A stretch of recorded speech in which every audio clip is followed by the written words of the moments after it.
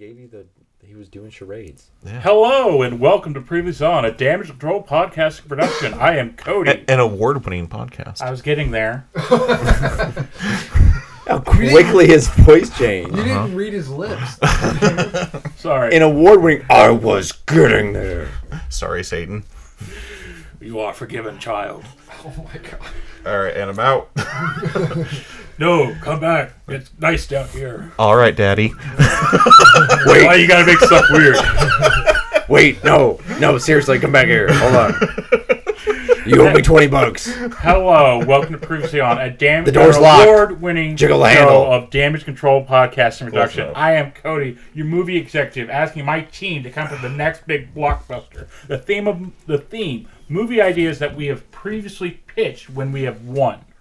To be specific, you were the pitcher. You're now... The belly itcher. Yes. Yes. So, sort of just like a thing, one of my previous pitch was bring back an extinct species in animals, sort of Jurassic Park style. So I would do for a movie, say, like, 3,000 years in the future, we are bringing back this extinct species, most dangerous thing on the planet, and we open up a thing and it, oh my god, it was man! That is the lamest Why? thing ever. That was going to be my original pitch for Previously On was going to be like a resurrection and of man, and it'd be an alien race that was resurrecting man after we've gone extinct. And Adam made a joke about that was going to be his pitch, so I'm like, fuck, I gotta come up with something new. And stole my fucking unicorn one. And so we each have such great ideas, my fellow guys, and I think when we give these ideas, I think we have an idea in mind of what we want it to be like, and I feel like this is an option for us to bring forth those ideas, what inspired those pictures in the first place. So I have my 3 competing screenwriters. I'm going to start off, and I point at you, say your name. Adam. Daniel. Adam. Your name. I'm the only one that You wins. clever bitch. Tyler gets 1 point. Yeah. And Cody's the only one that takes notes on this show. well, I think I came up with this sketch. Yeah, but you even take notes when you're not even the host. I really love this idea because I feel like we talk so much what we want to see in movies, and we're actually putting our ideas into thought, and I really enjoy it. And you are such creative people. not if you listen to what y'all tell me about my ideas. Okay, when we talk about a Toy Story underwear movie, when you have those I mean, ramifications... that is a pedophile movie for sure. But no, You're an untapped market, okay? Oh no, it's been tapped. Oh, yeah. And so I have my competitors here. Whoever gets the best score for me will win this episode to present our next pitch idea. Wait, why does Adam have my point? You each have a point. Wait, why does he have a point? Because those are negative points. Why don't I have a point? You won, so you start at 0 points to accumulate. They didn't win, so they're -1 points. Oh. So they got to do 2 points to get ahead of you. But there's But no golf negative. rules, right? There's no negative. It's just says Oh, one. it's me. Oh, fuck. okay. Shit. Gotcha. I've decided I don't like math, so I'm going to make my own math, but with blackjack and hookers. I think you do math, but you're swapping out a vowel there, buddy. Well, I did discover a new element the other day, and apparently it doesn't exist, but Muth. fuck them. Okay, Adam's going first. Why am I going Because first? you said you were all excited about your idea. And you said you put a lot of work into it, and you're not writing it right the fuck now like Tyler and I are. and you, if you want, you can say what the pitch is beforehand, or you can leave us guessing for. It's all up to you. No, so I did... One of my pitches that I gave you guys was pirate flicks. Oh, pirate Okay. flicks. So my thing is I wanted to zig when you all think I'm going to zag. So I'm going to So say... our 3 pirate flicks, if I remember right, I had a Michael Cera pirating software trying to get the Swordfish movie before it comes out. Yeah. I think you had a... I had the universe hopping One-Eyed Willie, where like he kills like Goldie Roger and the Dread Pirate Roberts and Blackjack Savage and all of that. Yeah, like prequel to Goonies, right? Yeah. And Daniel, I had a pirates heist horror movie where there was like Cthulhu and Dagon were like trapped them in a I thought it was cave. Medusa. No. That was the Greek. Because That was our mashup movie episode that we lost. I got screwed on that one. You know I hate Goonies. I had a great pitch. I don't want to hear about it. No, I'm not saying you didn't. I knew I lost because Adam's like, fucking hate Goonies. All right, so what was your pirate idea which you would have made? Okay, so my goal for this one was you guys can kind of track my ideas pretty good. So my goal was to zag when you think I'm going to zig. Okay, so we were talking about it earlier. I think it was off air, but in like the vein of VHS type movies, this is going to be an anthology type pirate film, okay? Okay. So this takes place in the future, unspecific time. Yeah, where all pirates come from. Yes. There's a futuristic pirate ship, like just kind of like docked. It's a boat made of metal, almost like a Waterworld aesthetic. It's the whole of the ship's made from an old Boeing 747. Ooh, Mad Max pirate future. But the navigation equipment is like technology from the Pirates of the Caribbean, so it's like a mix max of technology. You mean a compass? Yeah. Yeah. The crew is off the ship and wading through the forest of this island, following a map. Once again, the map is a mix of technology. It's like a hologram display, but the hologram's coming from an old school compass. But the hologram is like a classic X marks the spot treasure map that they're looking at. So I guess I like the aesthetic so I guess far. now that I'm thinking about it, it's kind of like a Motu aesthetic. Mm-hmm. I literally just thought about it. So then there's a time jump to them digging. The hole is really deep and wide. The classic. The crew member slams a shovel into the ground. You hear the clink. You hear the thunk. Yeah. Is it a metal clunk or a wooden clunk? It's a metal clink. So the captain who's up top, he's like, I found it, and he's like, thanks, man.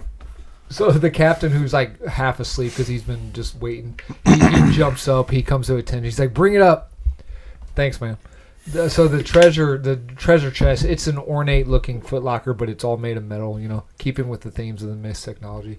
So then there's a time jump again, and the crew is back on the ship to open it up. All attempts have failed. So out of desperation and anger, the captain pulls out like his gun, which is your classic cowboy 6-shooter, but the barrel is like a blunderbuss type barrel. It's flared out from Yeah. overuse. Well, that and it just looks like a blunderbuss. Okay. So he blows a hole through the side of it and weakens the structure, so they rip it out. And inside is like a cache of zip drives. Okay. Okay. So in this world, currency don't mean shit. Money, gold, precious stones don't mean anything. If someone wants something, they just take it. So there's nothing like that. Information is the valuable currency. The ones who control the narrative maintain the power in this world, right? So the crew sit in the mess hall of the ship, and the captain inserts the first zip drive into the zip drive reader, and that's our wraparound story of how we get to all these anthology stories. Oh. Okay. So then we fade into our first story. Our first segment is an animated segment.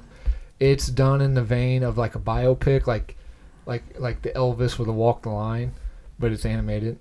It's about Does the main character does he have to stand there and think about his entire life before he does yeah. It's about those cartoon characters that are always stealing the pies off the old lady window seals. Okay. You know what I'm talking about? The old lady puts a pie on the window. Mm-hmm. He becomes obsessed with these pies, and he creates an app to rate them. He calls them Pirate. I zagged when y'all thought I zigged. Okay. All right. So, all right. So the second segment is a mix of a coming of age flicks with like a. So it's a coming of age flicks with like a little American Pie mixed in. It's all in German. It's about a young German teen growing up hearing stories from his grandpa about a weird buried treasure hidden on his property. When he finally finds it, it turns out it's his grandpa's porn collection. It's called Das Booty. All right. Okay. That's not as good. That's Not as good as Pirate. Okay. All right. Fucking Pirate was so good. Okay. God damn it, Adam. Okay, so the third segment's called Cannonballs. It's just a straight up documentary about the struggles of Nick Cannon raising his 12 children and the benefits of vasectomies.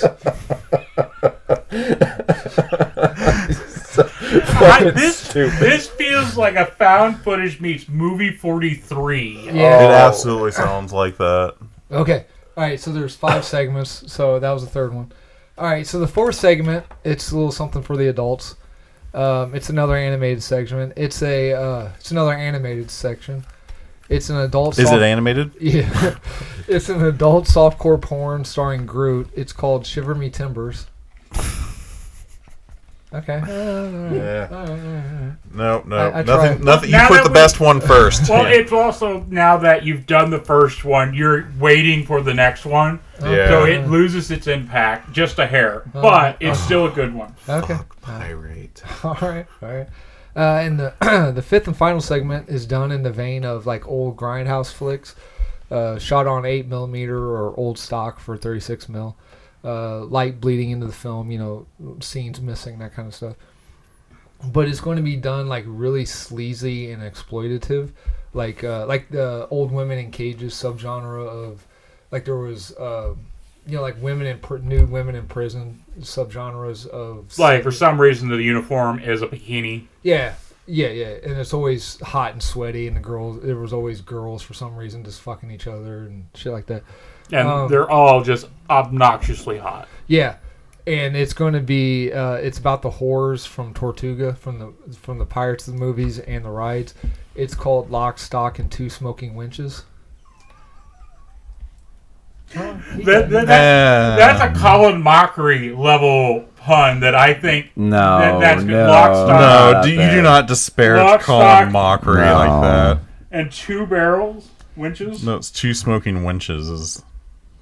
Well, because they're smoking hot and they're locked and stocked. They're in a prison, so they're locked and stocked. Yeah. Or they're also stocked because they got big boobies. That's all I got. I think how Cody just chuckles because you said boobies. I like boobies. How I'm feeling, Pirate meets movie 43 with possible mystery theater, where you have maybe the pirates from the movie watching these sketches sort of like silhouetted the entire time as they're going through the footage and whatnot and making comments about it. Yeah. He's like, oh, that's a laugh I'd like to have. And he's like, oh, those are a lot of good pies. A lot of pies. And then they all lose their ass off the pirate. And just go so on and so forth. Like, I think you got a really good pitch. Thanks, man. And his catchphrase. Another point. Okay. Cool. Oh, point away. Oh. Good luck on that one, Tyler. Well, mine's written for the wrong audience, so it probably won't do too good. Like, atmosphere-wise, you built a very good atmosphere for these to happen in. Like, just aesthetic-wise, that classic pirate of you hitting the chest, that is synonymous with finding a buried treasure, right? Or digging up a coffin. But we're going to go with treasure chest. Fair enough. I like it. Thanks, man. Yeah. Okay. I need something that I can't remember for my pitch, and I'm trying to find it real quick. Okay, well, I'll do mine then. Yeah, you're doing yours. So, like I said, this is I don't know if it'll work. It's part of a story idea I came up with a long time ago, and then I mixed it with some other things, and then I changed it on the fly because I didn't like how it ended up. So we'll see. But Adam will hate it. I don't know how Cody will feel about it. So we're gonna start off the movie.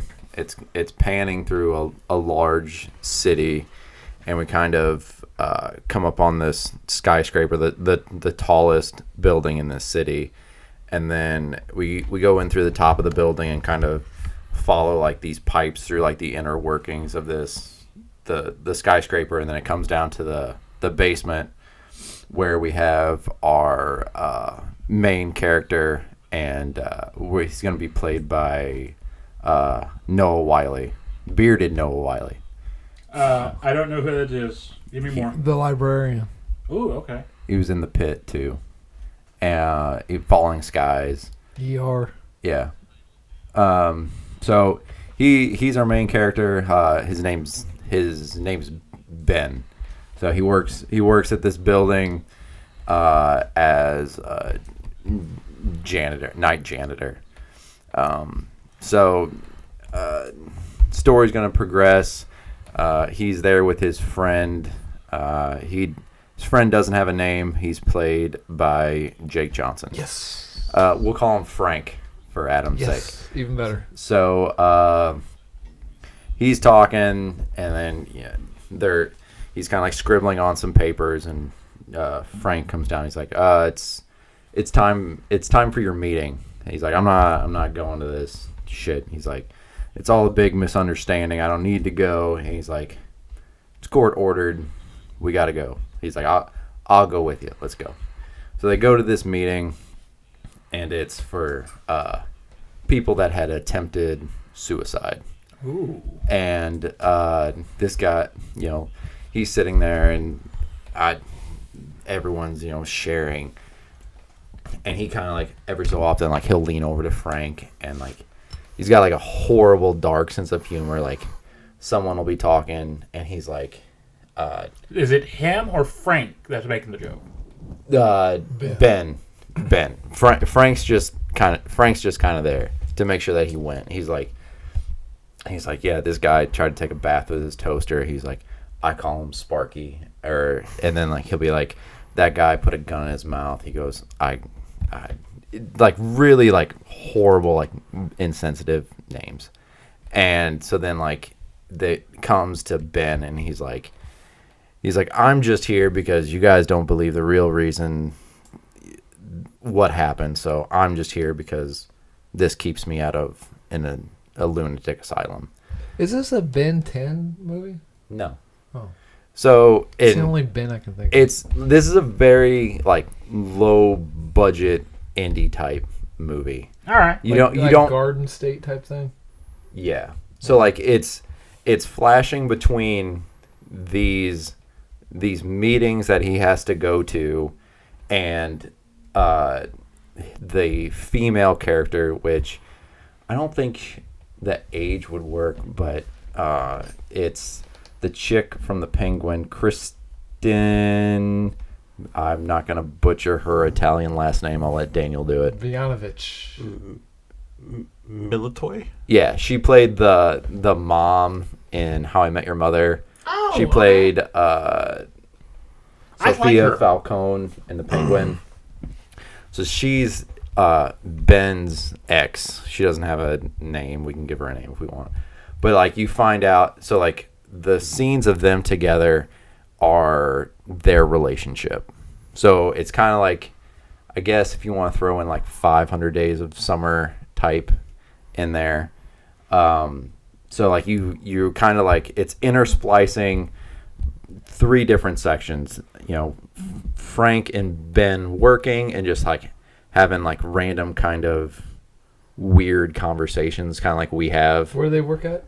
Just they're janitors in this skyscraper. Oh, okay, yeah. So like they'll have like random conversations like we do about like movies, or like they'll be working on something, and it's like he's like, so if SWAT team entered this building, like how would we stop them? Like stuff like that. Mm-hmm. And then like it enters, Like Tom looks like he might be going postal. He's like, you think we need to show up to work tomorrow? And you're like, no, Tom don't do shit. No. More just like not like focused on the real world. Gotcha. Just like Tom's got arthritis in his hands. He can't squeeze a trigger. Yeah. That type of conversation. So then like it will jump to where like Ben's like doing something, and then it flashes back to this past relationship, and then like when it comes back to reality, he'll be in that therapy session, and like it's just kind of jumping between these these different scenes. Slowly leading up to, you do not know why he's here besides that he's court ordered. So it's hopefully leading up to why. Yeah, to which it doesn't make any sense, but in this reality it makes sense. So you find out that the relationship between Ben and his ex-wife, whatever, dissolved because she had trauma in her past, and that I'm trying to think of how to word it. Like, I don't want it to be one of those movies where it's like, oh, they need to be together, but it's a horrible relationship. Like, they want to be together, but like they don't work on things. Like, they're not learning from their mistakes type thing. Like, they're good people, but like they're lazy in their relationship. Yeah, just they don't know how to. They don't work on their relationship. Yeah, and again, it's not supposed to meant to like glamorize like a horrible relationship, but they're the two main characters that they should be together. That's not what it's meant to be. Tyler, is there something that you need to tell us and maybe Sarah? No. Are you sure? Yes. This is a safe place. Yes. No, it is not. It is not a safe place. But blink twice. If you Cody's pants are undone. This is not a safe place. No, this is a very old story. So then this is a very old story. Well, when I wrote it. Oh, okay. And so then you come to find out that he's in this because he tried to make a time travel experiment, and the experiment went wrong, and it was taken as a suicide attempt. And he's like, okay, well, if I tell these people I try to travel through time, they're going to think I'm insane. Yeah, they're going to lock me up. Mm-hmm. And so he was found by Frank, and Frank's like, I'm like, we can't tell him what's going on. Well, what happened? By mind. Sorry, it's a time travel experiment, and oh geez, everyone's gonna think I get hit by this DeLorean at 87 miles an hour, and they're gonna think I killed myself. Yeah. But so then, because you find out, like, in one of the conversations with Frank, you find out he created this time travel so that he could go back in time and fix his relationship. And Frank's like, maybe you don't need to travel through time. Maybe you just need to, talk to her. Yeah, he's like, if I go back in time, I can fix her past trauma, and I can change this, and I can do this, and I can do this. And he's like, maybe you just use your fucking words, man, and do all these things. Well, the final moments of the movie is it's kind of been like playing in the background where like it'll be like tropical storm such and such is bearing down on the East Coast, and man, they really got lazy with it. Yeah, they did. And so this building is again the tallest building in this city, and it's continuously struck by lightning. It's got a lightning rod. Well, he's a janitor, but he's actually extremely intelligent. Like, yeah, I can relate. Yeah, no. And so like he's funneling all of this electrical energy into this basement. This is where, besides the time travel aspect, you have to, suspend disbelief. At this time, I'd like to guess that this is your pitch, time travel. Yes. And so he's been channeling all this building up all this electrical energy, and then this tropical storm, will give it this even bigger burst that he can, travel through time to the exact moment he needs it to be. And the build up, the final scene is he's standing like right before the machine, getting ready to, everything's all set, and then his phone rings, and he looks at it, and it's the caller ID, and it's give me a good name for Sarah. Her. Okay. No, Amanda. Oh, okay, Amanda. Delilah. And it says Amanda on the caller ID.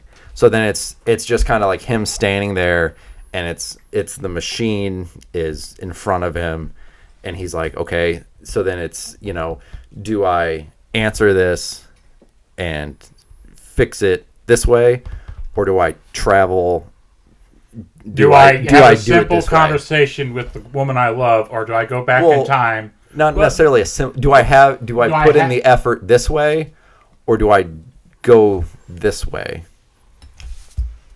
As someone who works with people who like deal with trauma and all of this, how fucked up is this woman that this guy's like, is it less effort to invent time travel? That was going to be one of my questions as well. No. It's not. It's not. No. It's not that. It's he doesn't think that they can have a relationship. Like there's. Look, she's got a lot of baggage, but the sex is fucking amazing. I've been there, brother. So it's like maybe I can go back in time, but maybe the trauma makes the sex good. Is that even a question? But so Okay. The more pairs of grippy socks, the better. Wow. Then like you find out, and this is what makes it even weird, just because I like putting in the things that I like. So you find out that, you know, Frank is just this, you know, blue collar guy, but like he has like a pocket watch, and he's like, nothing. He's like, watches are cool, but, you know, pocket watch, you know, he talks about it all the time, and you find out that the reason Frank is trying to dissuade him, Frank is the personification of time. That he's because I like that element in certain time travel stories where it's, you know, he's the Christopher Walken of Click. Did you say walking? He did. Walken. There you go. yeah. Christopher Walken. Wow! Did you say? So he is time itself trying to push back and be like, no, you don't want to do this. Like, if you go back, you know, you're gonna screw everything up, type of thing. And like the whole movie, like, it has, like, when he's walking into the building and go to work, you got your security guards at the desk, and like there'll be like an old, you know, TV screen over here, and it's playing the Back to the Future scene where Marty's driving down the street, and like, because it doesn't lead up to its time travel until like the very end of the movie, but like there's gonna be like all these like Easter eggs like sprinkled throughout. Like, one of the conversations they have are like, he's like talking to Frank, he's like, what's the best time travel movie that you can think of? Or like, you know, if you could, time machine. he's like, if you could go back to one point in history, where would you go? And he's like, I'd go back and fuck Queen Elizabeth or something like that. Yeah, like conversations like that. So like you're hinting at it throughout the entire movie. Marilyn Monroe, or basically Cleopatra. stuff like that. Yeah. So that's my movie. I like the idea. Like, when you brought up the time travel bit, I think mine was a villain that was using time travel because he was trying to make a certain set of events happen when he wanted them to happen. Mm-hmm. What was yours? Do you remember? Yours was the VHS tape. Steve Buscemi. You remind me. Oh yeah, like the like there's an agency that's watching him, and the VHS. The dossier. Oh yeah. Okay, yep. And Daniel. I think mine was a Star Wars movie where like a group goes back in time and kills Darth Vader, and like then they have to go back in time to stop themselves. I think that was my time travel movie where they went back and killed Darth Vader, kept Alderaan from getting blown up, shit like that, and then when they got back to their time, they made things worse and they escalated the war. And they had to go back in time and stop themselves from doing that. Baby Hitler thing. Yeah, but in Star Wars universe. But and I like the idea of a time travel movie where the end result is, hey, he has the perfect capability of doing this, because that's obviously the crux of the movie. It's should he or not. That's the problem, right? Is that the end of Safety Not Guaranteed? I don't remember the end of that movie. I think they actually go back in time. Did they? Okay. Like they both disappear. Okay. But like it'll have like references like that. Like when his phone a phone rings in the movie, like it's an 8-bit version of like the Quantum Leap theme song and just like different time travel. So like if you would watch it like a second time, like you would pick up on all these things. Well, I like it too, because imagine this guy has a certain anxiety that he just can't talk to Amanda about these problems, and he feels like if she just didn't have this thing that happened to her, it'd be so much better. It'd just be so much better. Well, it's again, it's not flushed out completely, and it's not saying like that's like it's not pinning everything on her. It's just right, but that's why I'm saying his anxiety of it is he feels like he can't even bring it up. Yeah, because maybe he's done something that we show in the movie where she's had sort of a break because he went a little too far too quickly for her. Well, it's like, okay, something traumatic happened to her. We don't know what it is, and I didn't pick anything, but it's a like red herring. It's like it's not like he's like, well, if that didn't happen to her, things would be perfect. He cares about her also, and it's like, okay, she went through this painful experience. If I could fix that, then she wouldn't have suffered through that type of thing. Yeah. Like it's not like. But the idea being that whatever it is she went through, as bad as it is it made the woman that he fell in love with. So so that woman ain't going to be the same. Exactly, and again, like that's the whole point of Frank being there is. Frank is that also monologue type of thing. So, like I said, do other people experience Frank?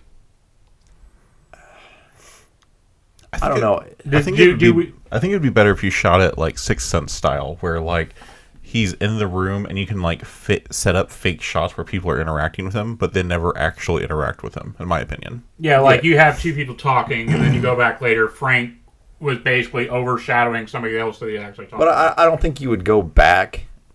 Like I think it would just kind of like it would just be there. Like, there's a group of 3 people talking, and you assume Frank is a part of the conversation. Exactly. Yeah, like Stuff you wouldn't go back and do like a Sixth Sense reveal. Like it would just kind of be like it would be up for you to decide. Okay, is Frank in his head? So, is Frank the personification of time?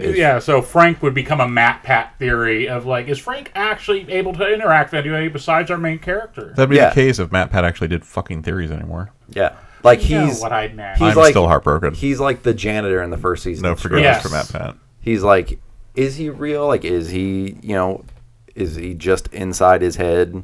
But like, you see him like interacting and doing things. So, but yeah, the whole trauma thing isn't flushed out. But the whole point isn't. Ben isn't a horrible person where he's like, oh, okay, well, this bitch is fucking nuts. I got to fix this. It's I love her and I care about her. She doesn't deserve this pain. I know what she went through, and I want her not to have had that. Yeah, and so then he's like, well, if I go back and fix this, then series of events. Do we ever see the time machine? Or just like we see it like in the corner of the frame, it's just like we don't actually get a. So, not really. Like it's kind of the thing that I envisioned in my head is it's in this basement where all this electrical energy is being funneled into it, and it's taken from Quantum Leap, where it's just like this something's rotating and like there's a bright light. Yeah, and so like he has to step into this chamber. So that's where like you see like this bright the last shot is the bright light kind of like filling like half the screen, and then the other shot is like him like staring at his phone, and that's I guess did he go back? Yeah. Did he not? Yeah. Did he learn which one is the truly important way? Will he ever make the leap back? No. Dr. Sam Beckett never returned home. I like even in the sequel or in the remake. He's not in the remake, or I guess it's a sequel series. Yeah. The only time you see a hologram of him. Lame. They ended that series too. I like the concept behind this. I think it has a lot of heart. You've put a lot of thought into it, and he's a little bit more fleshed out, I think. But I like the idea. A great moral question: if you had the power, should you use it or not? But time travel is real. Like, it's not like a red herring. It's not like it's actually like through him you have these scenes throughout the movie where he does this complicated shit that a janitor shouldn't be able to do. So obviously this isn't a dummy. Yeah. Yeah, so yes. I love it. Whoa, we're supposed to remain unbiased, but okay. Yeah, what the fuck, man? As it stands, Pirate. like Pirate was still pretty great. But no, I like it. All right. This is, I don't want to do a Daniel just yet. I don't want to What be the like. fuck's that mean? I don't be like, oh, rip us all a new they one. got you guys really phoned it in this episode. Like, I wait till the end before I tell you guys to phone it in. yeah. So I'm keeping everybody's hopes up. And that was one time And when it you all wasn't- phoned it in. I called you out on phoning it It in. hurt. It was so detrimental. Coming from a man who literally just wrote his script as me and Tyler were talking. I scrapped a script to rewrite it. And Is I what did- happened. I did not phone in my Doc Brown prequel, okay? That's what hurts the most, is I thought about that, and I really liked My prequel. And I thought I legit made a shitty TV sequel to a beloved movie franchise, Luck of the McAllisters. I don't remember what I did. I definitely phoned it in. You probably did some bullshit Sinstodian prequel. Oh, yeah. Yeah. Yeah, I don't remember what it was, but All right, we got 2 great pitches from Adam and Tyler. We have our final runner in this competition, Daniel Newkirk. yeah. All right. So we ready for this? Okay. Y'all ready for this? Wait, we got like 2 different beats going on. That's how you know we're all I white think- guys. It's I like- think I think I may have heard the Mortal Kombat song from somebody. Mortal Kombat. Did you know that that's a religious Yeah, to song? finish him. I just watched that again the other day. Well, I do It's such a think. good movie. Which I one? do think. The first one. I do think we do have a situation going on. I believe one of us has been possessed by an owl. Who? Oh my god!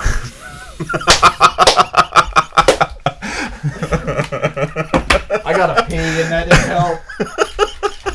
Talk amongst yourselves. All right. So my movie is animated. Okay. So we're gonna start with this kind of animated look of beautiful blue sky, clouds, and there's gonna be a sound of rushing water. And it's gonna kind of like pan over the sky. We're gonna see birds flying around, and then we're gonna hear a voiceover, and it says, "I can try again. I can do better." But in the Macho Man voice. No, as just as earnest as that. Ernest P. Worrell? Yes. Okay. And then it's going to pan to the waterfall, and we're going to see this beautiful cascading waterfall, and he's going to repeat the line again. I can do this again. I can do better. And it's going to keep panning down and down and down, and we're going to hear that line repeated just a little bit, It feels good, doesn't it? a little bit different every time. What is going on? I don't know. I'm the only one with my fucking pants on over here. I got my pants on. Hey, I don't walk around with my pants undone. Just when The I'm fuck sitting you down. don't? Just when I'm sitting down, and I put them, I close it as soon as possible. I close it. I call You guys bullshit. hang out way too much. Anyway, Oh, well, fuck you. yeah. And eventually we're gonna pan down and we're gonna see Cody's pants on. Sorry. see our main character drenched in water, laying at the base of this waterfall, and he's going to prop himself up, and it's going to be, "I can do this again. I can do better."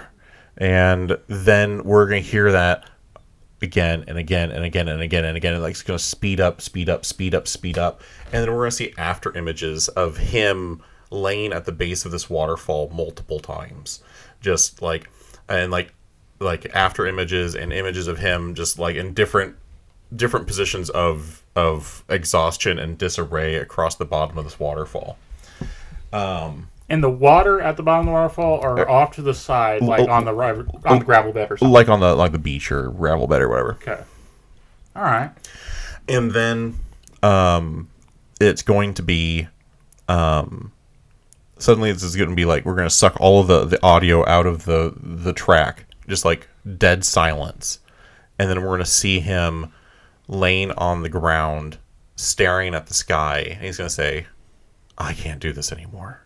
I can't do this. I can't do this anymore. It's an odd note to take. And at that point, we're going to play the credits. Or not the credits, the opening credits. The opening Oh, okay. I was like, Yeah. if that's your pitch, Daniel, I don't know if it's No, I'm not done yet. Okay. Okay, we're going to play the opening credit. All right. And it's going to display the name of the movie. And it's going to be My Imaginary World or How I Accidentally Started the Apocalypse 2. Electric Boogaloo. Is this your? No wait. Fuck. Which one is it? This was my pitch. No, Isekai was your pitch. Yeah, that's Okay. what I had. Sequels was my pitch. So you're stealing my idea to do your idea. I am doing a sequel to one of my movies that I wrote. He's so mad. He's so mad. I'm not mad. I'm proud because he's found a loophole. I'm not mad. I'm just What? The disappointed. sequels was my pitch, and No, there's like- one of my movies I wanted to make a sequel on. Right, but the pitch was movie pitches that you have done, and Yeah. you chose your own sequels, which you just did, as you made us write sequels, Yeah. and it's kind of a way where you get the best of both worlds. You get my pitch and your pitch, Yeah.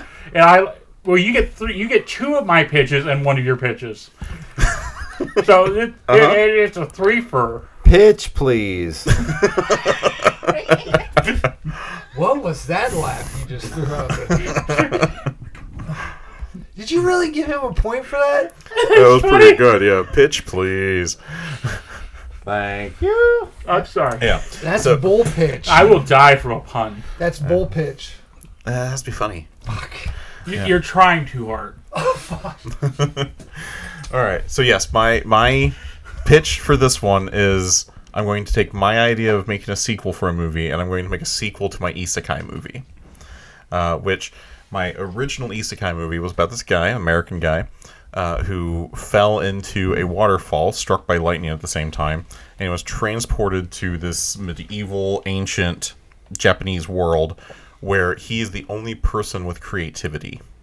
And in the first movie, he ends up starting a restaurant and introducing the world to creativity through culinary food. So, like, ingredients they weren't using, vegetables they weren't using, stuff like that. And then eventually ends up creating a resource war with another village that ends with this massive war, and he ends up getting killed. And the movie ends with him saying, I have to do this again, I can do better, or something along those lines. And if you have that information, you have already seen him do the waterfall multiple times. Right, and that's how we're opening the movie, is with him repeating that line multiple times with the different displays across the waterfall to show that between the first movie and this movie, he has tried and failed multiple times to stop this impending doom for this village that he's part of. Fucking adding returner to it. There was Returner in the first one. Yeah. Well, you're alliterating on it more. Oh yes, we're definitely alliterating. We're definitely pounding that home.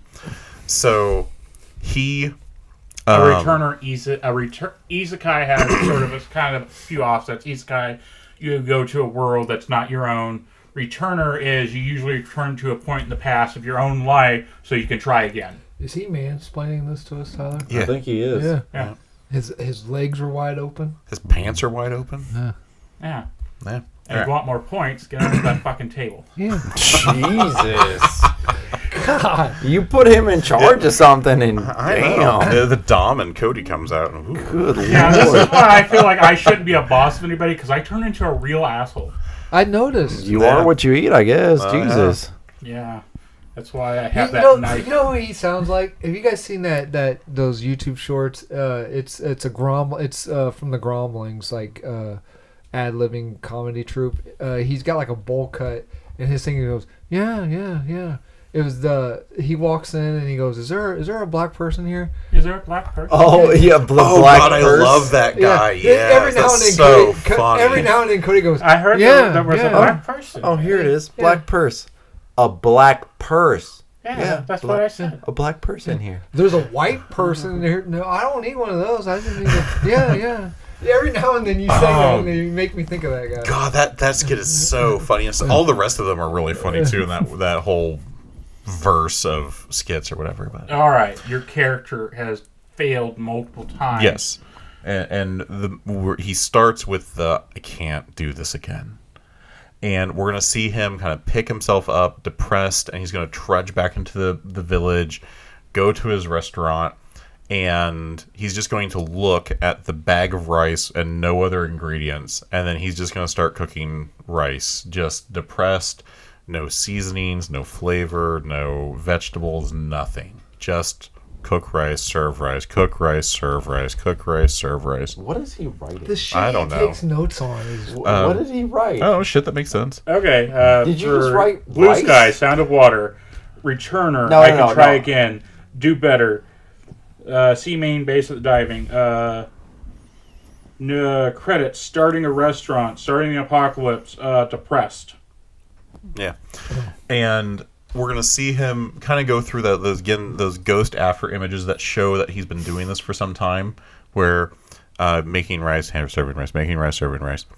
And then, like, we're going to stop with the ghost images one, and there's going to be a ring of the bell, and he's already starting to make a bowl of rice. And there's boot steps, and we're going to see kind of like those buckle up girl goth boots. Like just like the bottom of the boom boom boom. And she sits down, and I want it to look kind of like Ramona Flowers from Scott Pilgrim. which one's that? She's Mary the girl. Elizabeth Winstead. Oh, okay. Yeah. Defeating her 7 evil exes. Gotcha. Okay. Yeah, that one. So kind of goth, but not like that overly too gothy goth. Dyed hair, personality, piercings, that kind of thing, you know? Immediately see her, she does not belong here. Exactly. Yeah, she stands out completely wrong. Like, everyone else is just very plain, very medieval clothes. This is very modern, very much a lot of style. And she's going to sit down and kind of look around, and he's going to bring her a bowl of rice and set it down. And she's like, "Can I get a menu?" And he just kind of ignores her. And she's like, "All right, I guess I'll just have plain rice then."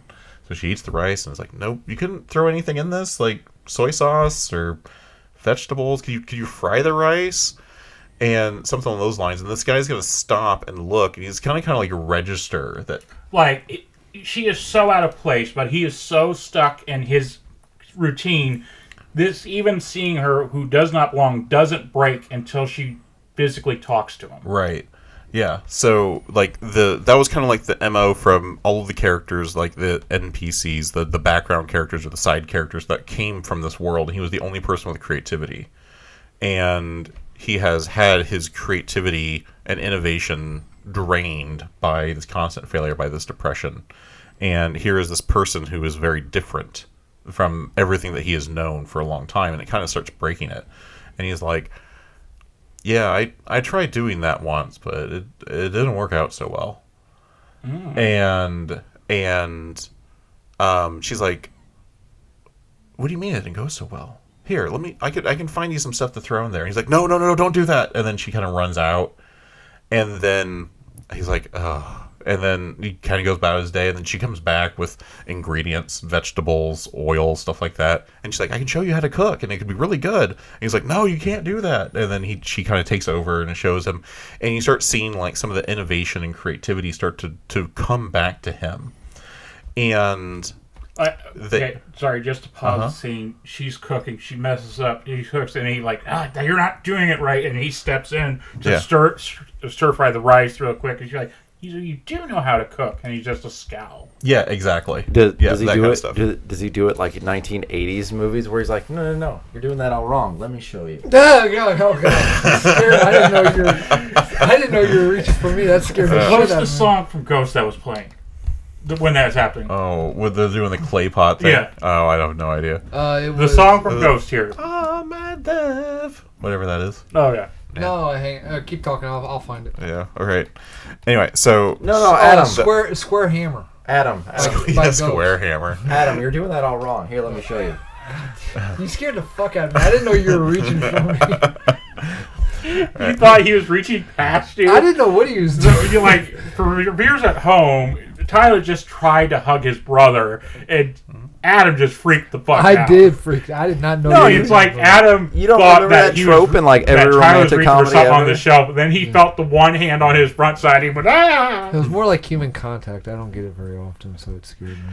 Oh, I'm a human. Fuck you, then. Oh, Jesus. What we do is not human contact. The It's gerbil doesn't transactional.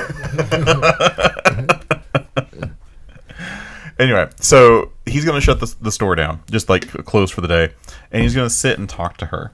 And he's going to find out that she was at the same waterfall he was at, and that she was hit by a car and flung into the waterfall. Okay. And then she woke up here. And she's like, I don't understand. I don't know what's going on. And he explains his story about how he fell into the waterfall and was struck by lightning, and ended up here. That's from the first movie. And they're gonna talk a little bit more about that. And she's like, so you brought this knowledge and what you knew from our world here, and it destroyed everything. And he's like, yeah. And he's like, but you were doing that, like, you brought the creativity behind it, but you didn't bring the morals that bind our creativity. And he's like, well, yeah, I just kind of introduced everyone to it. And he's like, you can't do that because there's still bad people in the world, so you have to be He's like, yeah, but careful with your creativity. I have no moral compass, so I don't know what to do. Yeah, it's like, just because you can doesn't necessarily mean you should. Yeah, it was a realization that he just assumed since everybody had no creativity, there was no malice Exactly. as well. Mm-hmm. Yeah. So he's she's like, you can do it, but you have to go slowly, and we can do this together. And she starts like reinvigorating his joy of life. So the world around and the experimenting and the feeling of innovation again, it kind of drives him back and revitalizes him. And we're gonna get to the point where they're at like a tree out on a cliff, and she's picking mushrooms and stuff from the tree. And she hands him like the ingredient, and she turns to step, and she missteps, and she goes falling over this cliff and like tumbling down like these rocks, and it's like kind of a brutal death scene.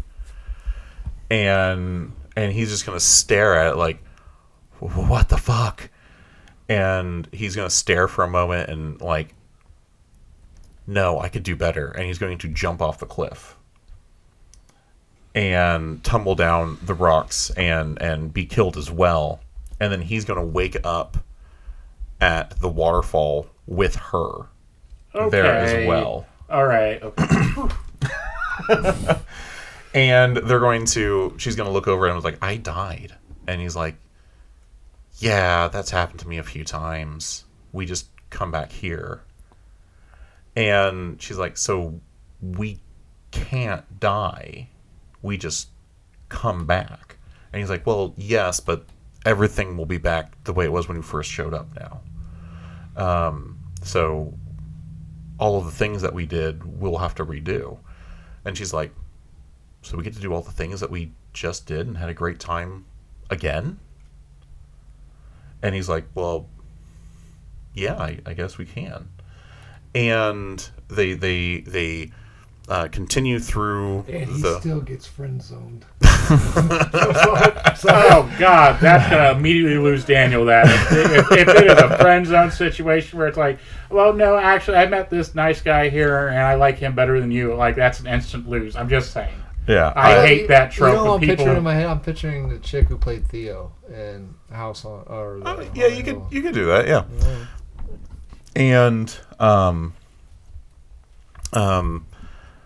as we progress that a little bit further with that idea that they can re-experience all the things that they enjoyed and spend time together, we're going to leave if they're a thing ambiguous. We're never really going to confirm whether they're sleeping together, if they're dating, if they're going to form a relationship. We're going to leave that definitely friends, maybe ambiguous. But our major conflict arises when they start seeing some changes starting to form in the village. That as they do these different things and they die and come back at the waterfall, they're going to start seeing small little changes. People act a little bit different. Clothing starts to change a little bit here and there, just enough. And they're going to realize that the impact they have through their shared experiences is still impacting these people. And they're going to start to realize that everyone here, no one is a robot.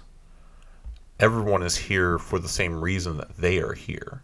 And all of them are in this depression because he was in this depression for the same thing. They had their creativity. So we find out that every single person that's in this area is also somebody that has come to this world, that has lived through a cycle so long that they gave up their creativity. Exactly.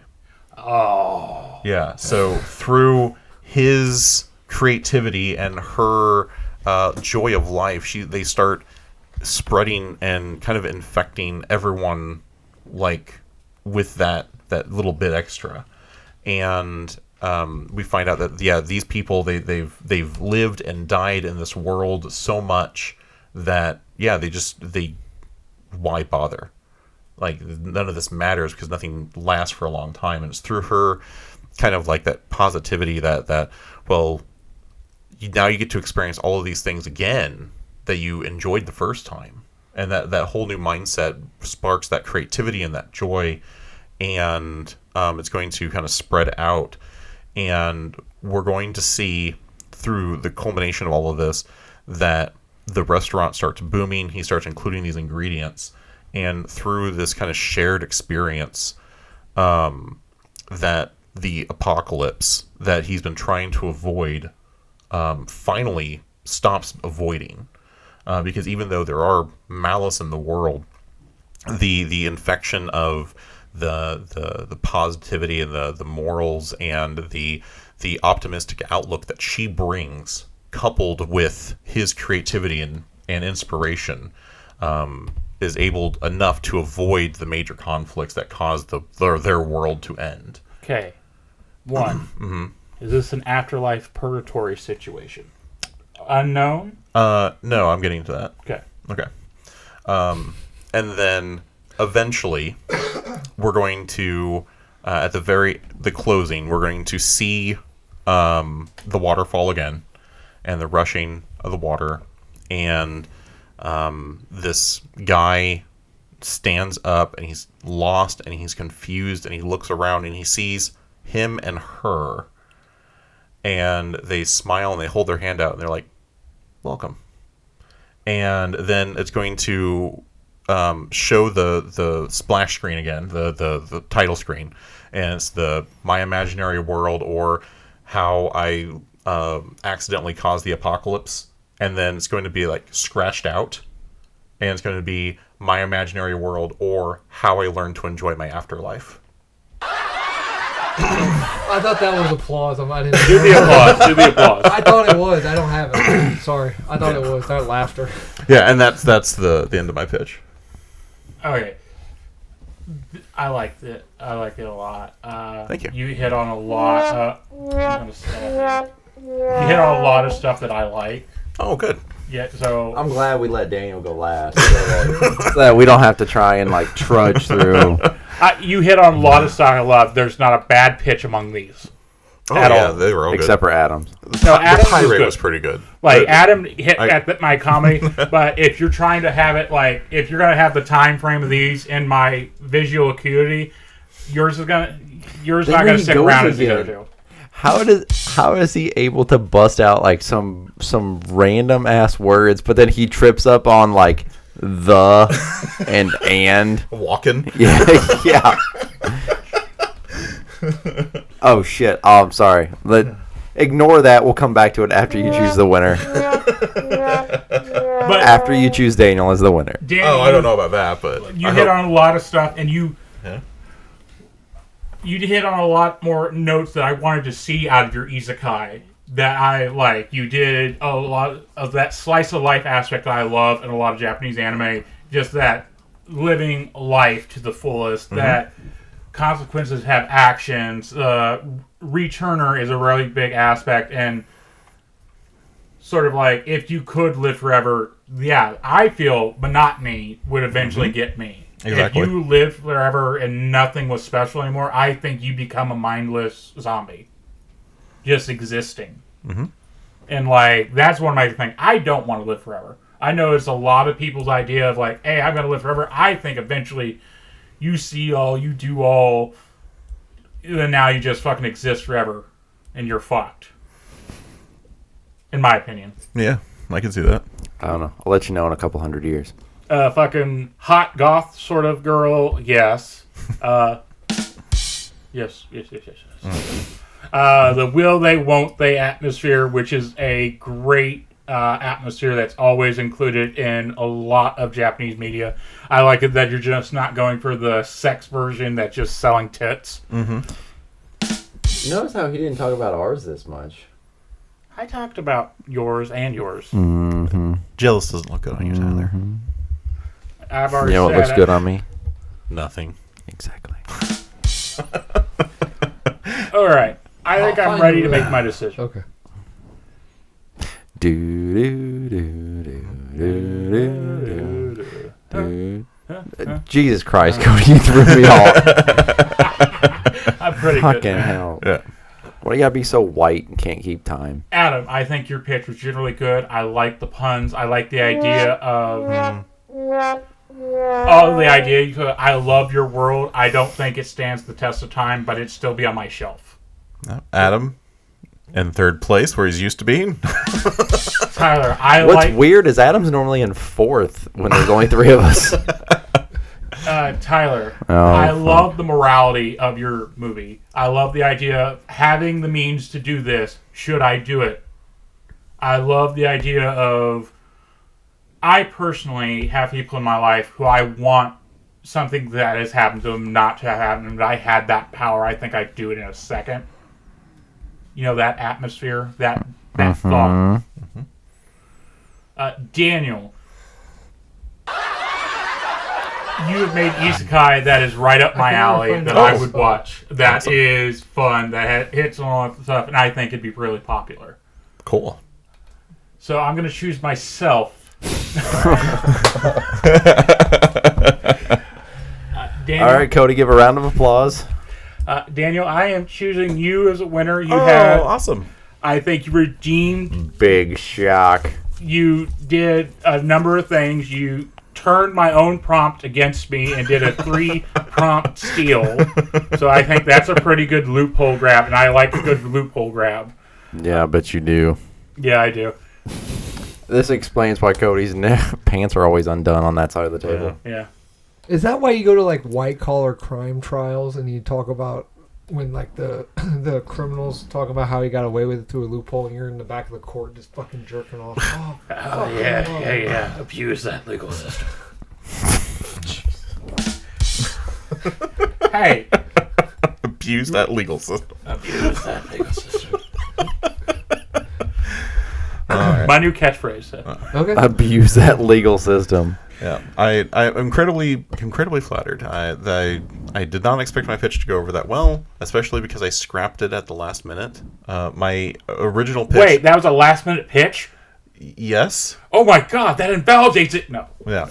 No, it wasn't last minute so much as like because I didn't have a good idea. Like I kept thinking I could not find a good idea, and my only idea that I had, and it was going to be up until like the break between this episode and the last recording, was going to be a Pacific Rim franchise spin-off using the franchise spin-off prompt. All right. Wait, it was going to be a specific rim? Yeah. Rim shot. Yeah, and it was going to be originally just like Atlantic Rim. yeah, that's actually a parody movie. Yeah. But it was going to be like that, and the most I had was it's going to be giant monsters fighting kaiju, but in Russia, and that's about all I had for that pitch. And then I have to scrap Russians this. fighting giant monsters in Russia, so it's not really that much of a spinoff. Well, it was going to be about the Crimson Typhoon and the guys around them. So anyway, it was going to be more about that, and it was just bad, and I scrapped it, and I'm like. Oh, the isekai. So when you heard me when I was listening to my phone, I needed the title of the movie, Oh, and okay. I couldn't because I couldn't remember the name of it. I could remember everything but the title. But yes, thank you so much. That's very flattering. I'm excited that it turned out so well. I really enjoyed all your ideas, guys. I really truly did. Yeah. All right. I'll pick you next time. Our prompt. Next. I'll prompt for next previously on is going to be a little bit different. Okay. I'm going to describe a scene for you, and your movie has to include this scene in it. Wait, are you describing it now? Yes, I'm going to describe a scene to you right now, and your movie has to include this scene in it. Okay. What if I Okay. don't listen to you right now? Then can I make whatever scene I want? No. Okay. Okay. So I'm going to paint you a picture. I was trying to abuse that legal system. Yeah. Everything else besides this scene can be however you want to create it. It could be a repercussions from the scene. It could be the explaining how we get to the scene. This could be in the middle of the movie, however you want to put it, but the scene has to be in it, okay? Okay. So, you're going to be in the parking lot of a big box store of some kind, like a Walmart. It doesn't have to be Walmart, but you're going to be in a parking lot of something like that. Okay? You're going to... The scene is a parking space. Okay? On the driver's side of the parking space, there's going to be a single shoe and a half-eaten cheeseburger. All the way opposite on the Is it other... a left shoe or right shoe? You pick. Okay. What kind of shoe? You pick. A Okay. shoe. Okay, it's on the left-hand side. Bless you. Thank you. It's on the left-hand side on the line of the driver's side. Shoe, half-eaten cheeseburger. All the way on the opposite side of the parking lot on the line is the matching shoe. On the same stall? Yes, same stall, just on the completely opposite side, but it's the match. It's the perfect match for the one that's on the driver's side. Okay. Okay, so that is the scene, and it must be in your movie in some way. Okay. All right. So tune in to our next Previously On to see how our three screenwriters paint a picture that explains or shows the consequences or includes that scene. All right. So you've been listening to Previously On, a Damage Control podcasting production, an award-winning podcast.